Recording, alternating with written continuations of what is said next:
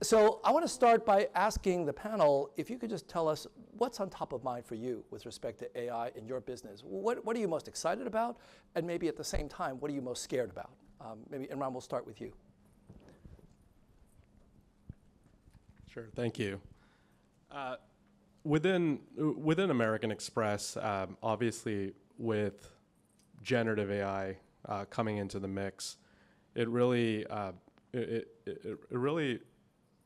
made us have to rethink our strategy overall and our fintech strategy. Some of the immediate areas where we focused was first, there's an opportunity to drive efficiency and productivity within our business. So some of the areas that we initially focused on were things like, how do we optimize and improve call times for our customers with our travel counselors? So using Gen AI to really improve and have a co-pilot there. Another area were things like software development. How do we improve the speed of software development and drive up productivity? I'd say those are some of the initial areas that we've been focused on. Now, areas that we're continuing to explore a bit further are how do we think about customer experiences and really creating some of those wow experiences with our customers. Thinking about, and over time, just along with the industry and with Gen AI as it evolves, how do we think about how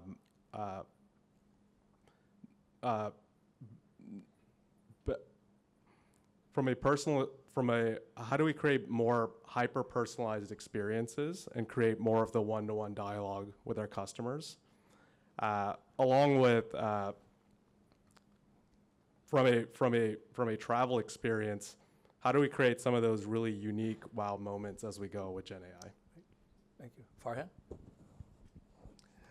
Thanks, Andrew. So for us, like I mentioned, we are in a slightly different domain. So things that I'm excited about is that I think AI can be a great equalizer if done right. And so we are developing a digital public infrastructure for the country of Malaysia that ensures that we have the right regulations, the policies, the technology infrastructure, and the trust and privacy framework for the country that make sure that people can benefit across the region in a pretty equitable way. That's what's the exciting part, although the task itself is daunting, but the outcome is hopefully exciting. What worries us is we are in Asia, most payments are done instantly in real time, and all remittances are done instantly in real time. It's think of FedNow, or this is the second iteration of FedNow, I guess, in the US, but in Asia, this is day-to-day life. Everything is done from your phone. Cards are a very small piece of your business. Everything is real time, and everything is payment is embedded into every function of your life, and it's real time. And that creates the risk of significant fraud, creates the risk of social engineering scams, creates the risk of cybersecurity attacks. And so that is kind of the bigger concern that we work on. So we've launched our initiative around building a financial GPT, which is a GPT as a service for everybody else in our ecosystem, because we have a unique data set because we cover every single payment rail in the country, all of them. And so we have a full, complete picture of a user. So with that, we are trying to build new tools that everybody can benefit. So all the banks, all the issuers who work with us don't have to build their own systems. They can just rely on ours to basically protect everybody. And so that fraud risk and that social engineering risk is a bigger concern for us. Vicky? Yeah. For us, right, because where we sit in the ecosystem, 11,000 banks, 200 countries, is going to be the intersection of all our members care about. So for us, the first use case that we focus on is in fraud detection. And also on top of that is because we deal with cross-border payments, we want to help the members to decide the optimal routing. For example, when you send money from Citi, say, to a small bank in Thailand, what does that really mean? For us, we see point to point, but in terms of the routing from it can go through many, many banks on the chain. So how do we make sure that route is optimized as well as the cost, right, is optimized? So that's been really exciting. The challenge is also similarly on the risk and also on the regulation jurisdiction, right? We have a lot of, in fraud space, right, because fraud patterns evolve very rapidly. Fraudsters do not have a governance council to prove, right, to make sure they're compliant. They just take advantage of the most advanced technology out there, right? Someone can call you for 2 minutes just to get your voice signature, then all of a sudden they have a key piece of your information to impersonate you. So we sit in the intersection of all jurisdictions when it comes to governance, regulators, so we move at a slower speed. And that's what worries me the most, is that our technology is not move as fast as the fraudsters' techniques, and just because we're under such a heavy governance. Thank you. So yeah, I think a lot of similar themes. Definitely with the onset of the LLMs, efficiency is a huge, big deal. Some of the things that we have to grapple with is just the pace of the documents, the pace of the data coming in, and how do we adjust to all of that, in near real time, so that decisions can be made. So that's something of really huge focus for us.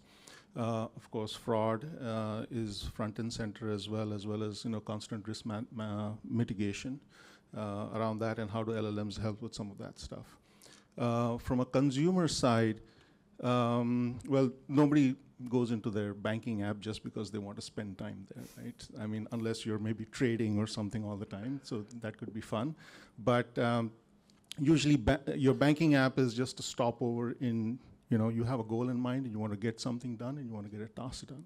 So what we want to do is really help figure out what that automation is and what that agentic experience for you should be, so that you can just get in, get your stuff done, get out, and go, live your life. So those are our focus. What we're worried about is really some of the non-deterministic nature that creeps in. Sometimes we just want rules to be followed and in a very deterministic fashion with the same result each and every time. And I think that's a big focus for us as well. Right, Greg? For sure. So by the way, how many of you actually know about banking? I'm a computer vision and machine learning person who spent 18 years as a professor doing vision learning, and then I joined a huge bank about 8 years ago. And so I had a lot of learning to do about what matters in banking. And so the big opportunities really are about the special data that you have and the products that you offer in financial services. And so, we hear a lot about GPT, we hear a lot about, images and videos. Those are near and dear to my heart. But in financial services, the main data sources you have are financial transaction data and client interactions. And it's really awesome, Vicky and Farhan were both talking about this, it's payment data, it's all your credit card transactions, all your direct deposit account, your checking account transactions, every time someone interacts with you.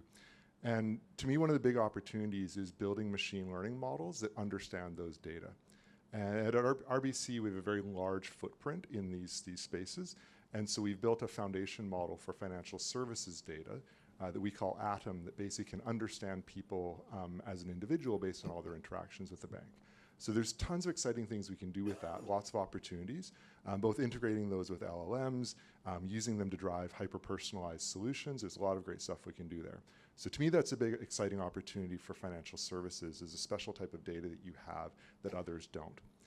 There are also a ton of challenges that come along with this. Those include all the responsible AI aspects, so it's bias, it's fairness, it's explainability. There are also a ton of things around cybercrime, anti-money laundering. Those are things that really are kind of scary for us, that we want to partner with people at FinTechAI to try to resolve. Right, Nimrod? So a lot of great things have been said. I don't want to repeat a lot of it, but for me, the most exciting thing is the impact potential. I think, I've been to software industry more than 25 years and more than 10 years in the AI space.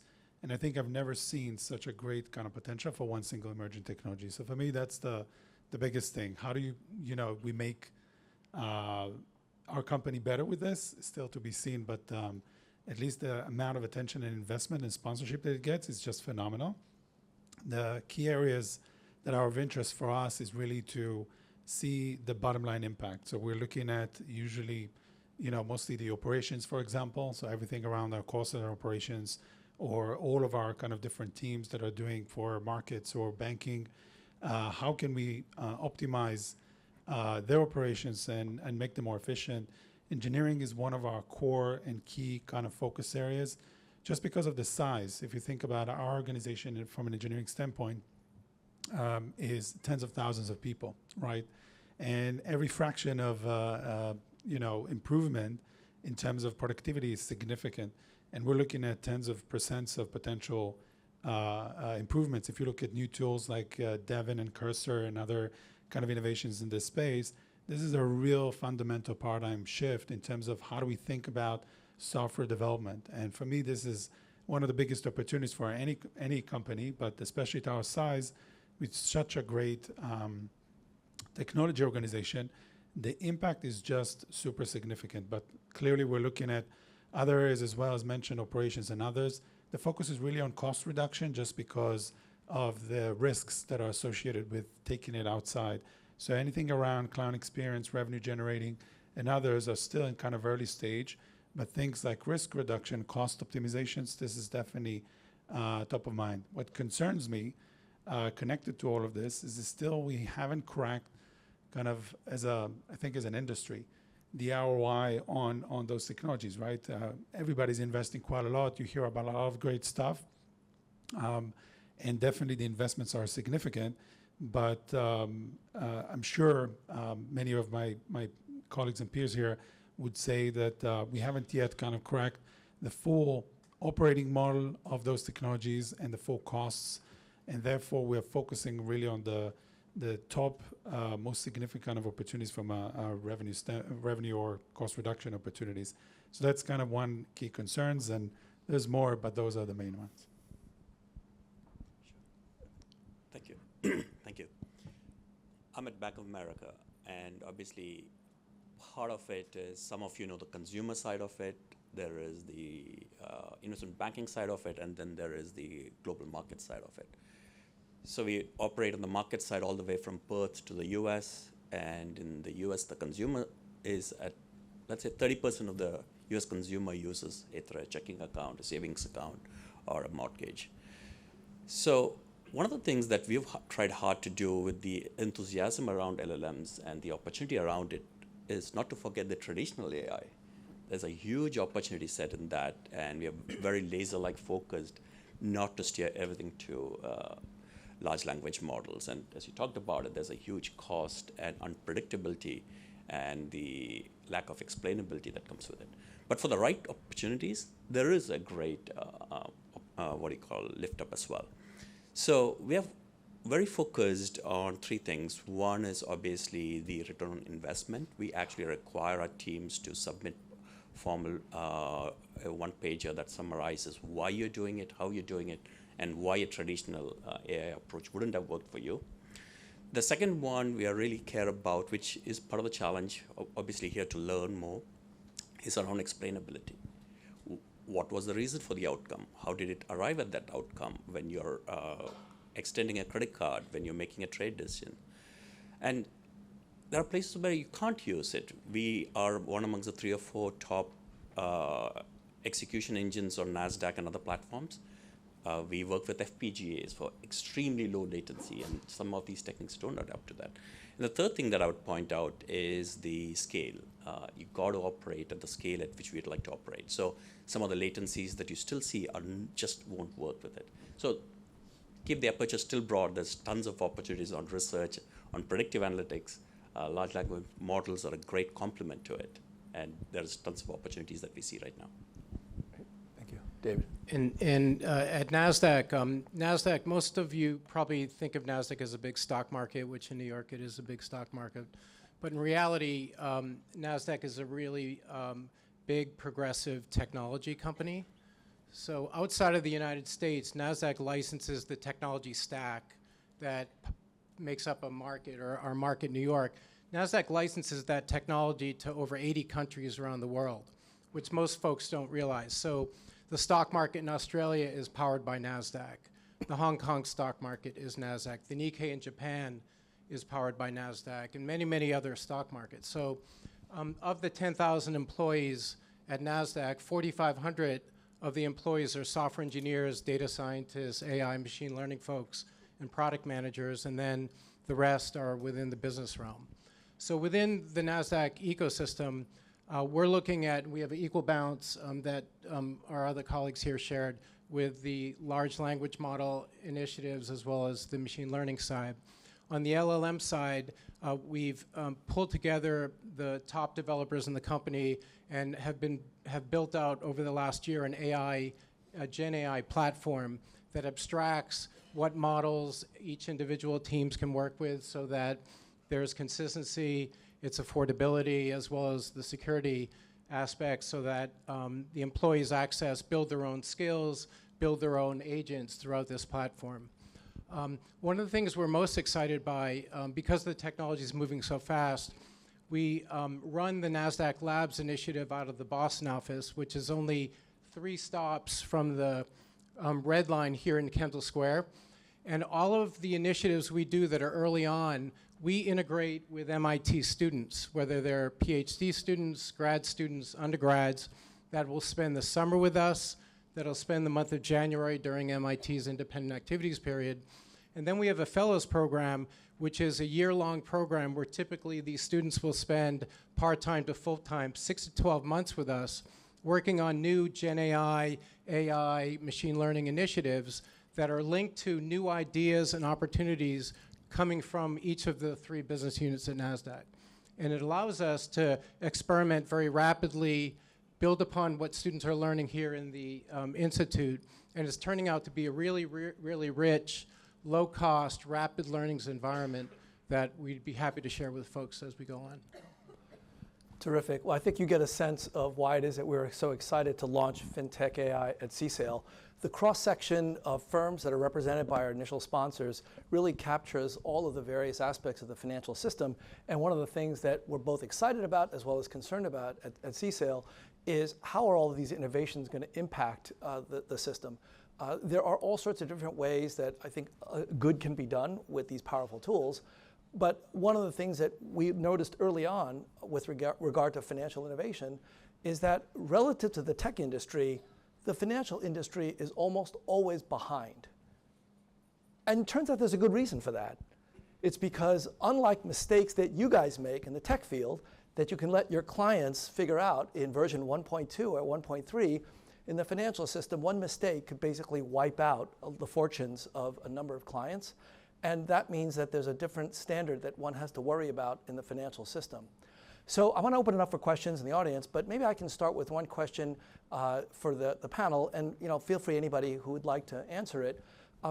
From a regulatory perspective, how do you deal with innovation on the one hand, but the lack of regulation on the other hand with regard to competitors to the financial industry, the so-called shadow banking industry that isn't regulated? The tech there is moving at a far faster clip than regulated companies by necessity.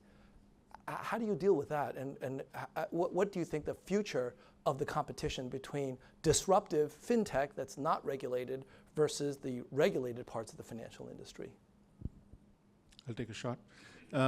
So my hypothesis is that LLMs and some of this AI actually help larger banks level the playing field with some of the younger, the smaller competitors. How so? Because we can actually, we're heavily regulated, but with the right set of tools, we can actually move fast, and actually return results at much less cost than unregulated entities. So we should be able to match their speed pretty closely. It requires a lot of investment, however, in terms of the processing, the digesting, the synthesis of the regulations, as well as the data and the documents you have flowing in. So that's, I think, a very important part of the investment that must be made. But once that is done, I think we actually begin to level the playing field with them. So that's a really interesting perspective. Can I ask Anoop, can I get your perspective from Bank of America?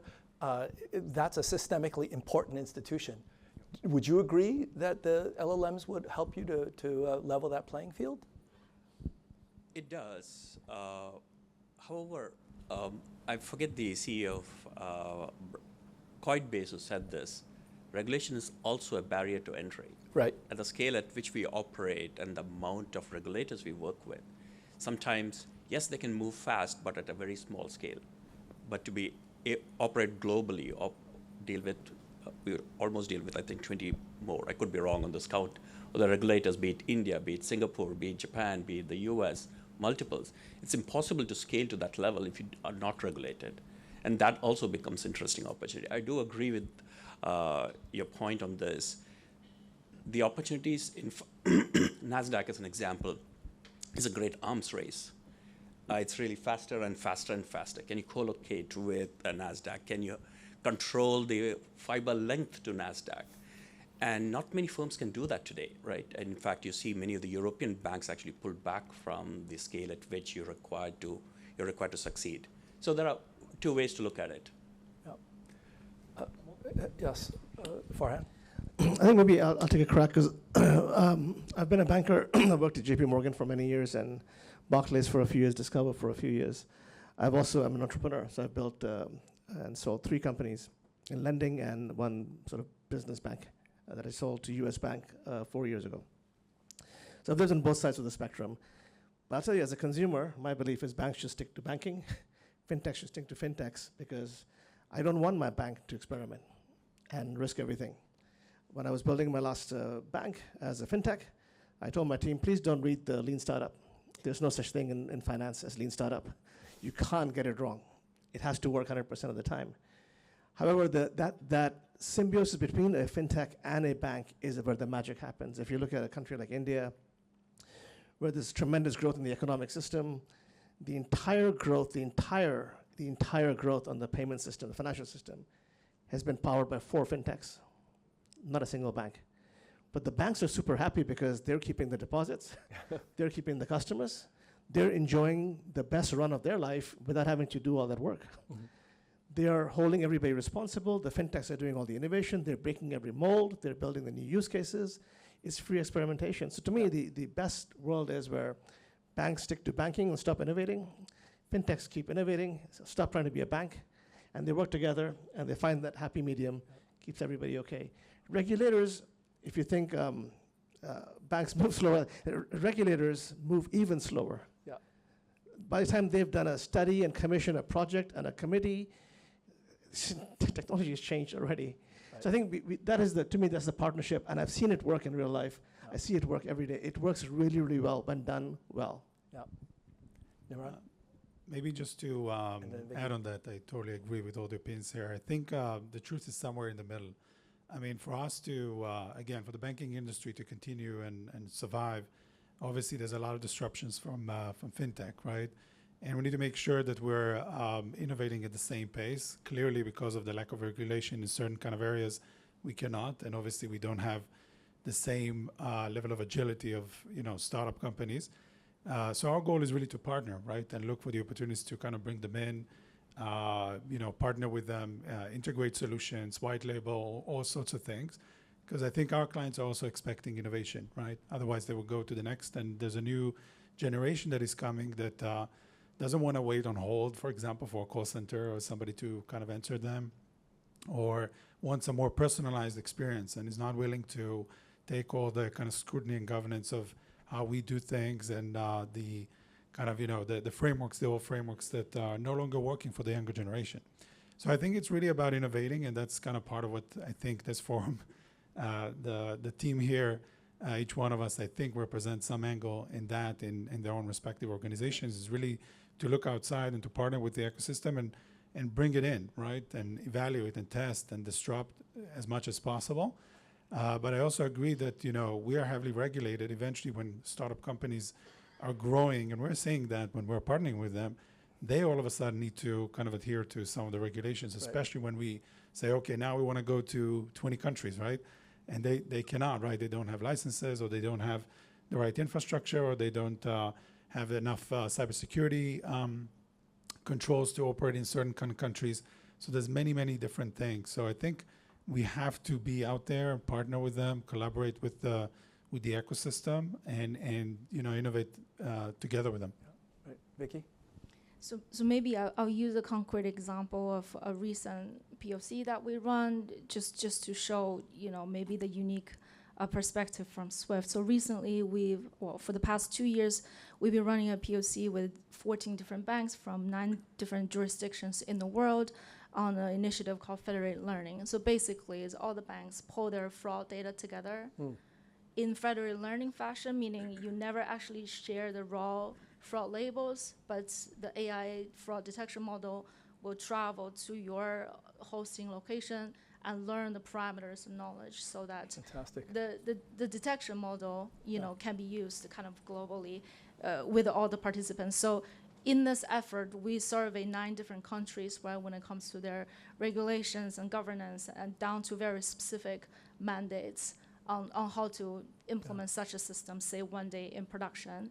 What we discover, maybe to the credits of colleagues from PayNet and their country, in APAC, for example, the regulation is really far ahead compared to maybe in Europe, maybe US as well, the Americas as well. So it's a sense of we sit in the center of the ecosystem, kind of giving the survey of progress when it comes to governance, compliance, just because we deal on such a big international scale, then understand where governance has progressed in different jurisdictions and sort of bring everybody together to basically at least keep up, right, with, for example, in the fraud space, to keep up. At the same time, we're also using technologies such as federated AI to show that regulators, maybe you can think from a different perspective.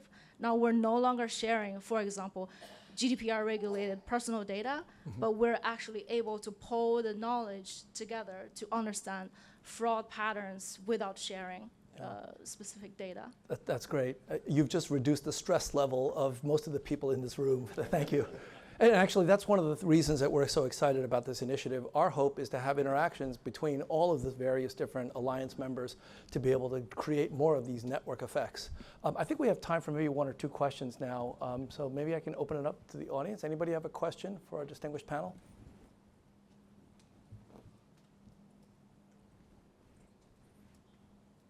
Yes.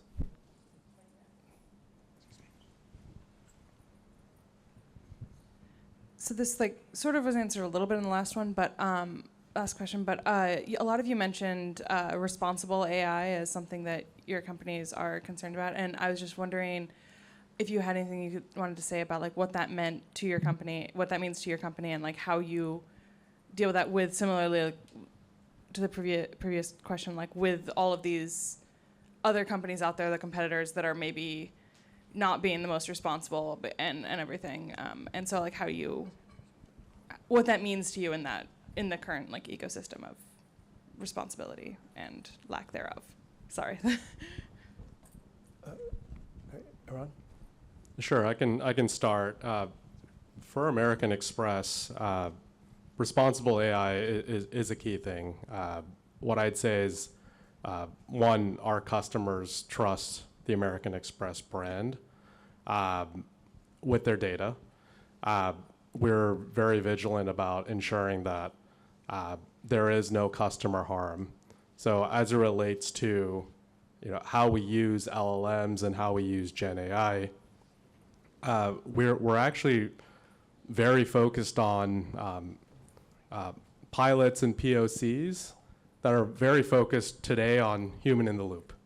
And those are things that it's something that we trust, and we have the right measures in place.